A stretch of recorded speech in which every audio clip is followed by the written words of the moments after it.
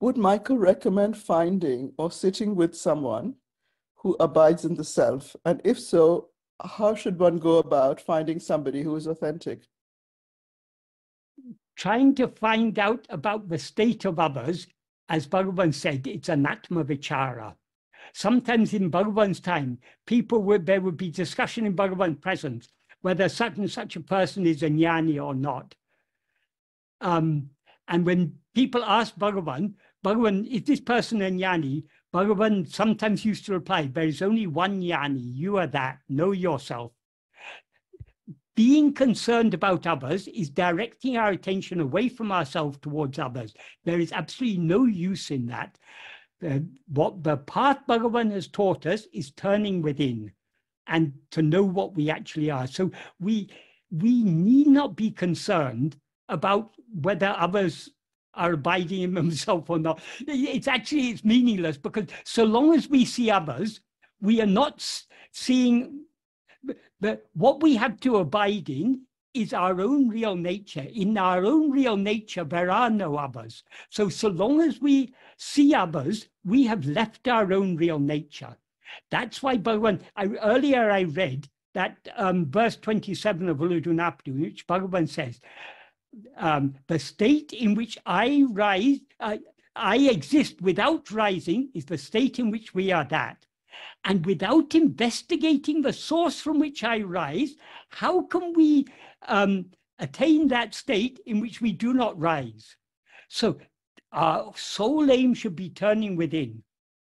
If we attach importance to being in the presence of some person who is abiding in the self, our attention is going outwards. So that's a going in completely the opposite direction to the direction which Bhagavan is directing us in.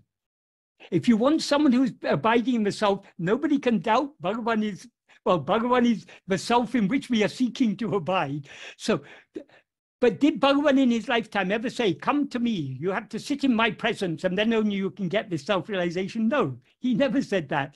He said, he never said, come to me, he said, go to you. Even when people, Bhagavan, but one of the things Bhagavan revealed is the purpose of the outward form of Guru is to turn our attention within to where the real form of Guru resides as our own being. There's an incident that illustrates that. There was a devotee of Bhagavan called Janaki Mata. She lived in Tanjore. She often came to Bhagavan. One day when she was visiting Bhagavan, she saw him returning from the Gosala, the cowshed, with just one or two attendants, and no one else was around. So she thought to herself, this is a very nice opportunity. So she approached Bhagavan, she prostrated, placing her forehead on his feet, and she held his ankles. So Bhagavan stopped and looked down at her with a smile and asked her, what are you doing? She said, I'm holding the feet of my Guru.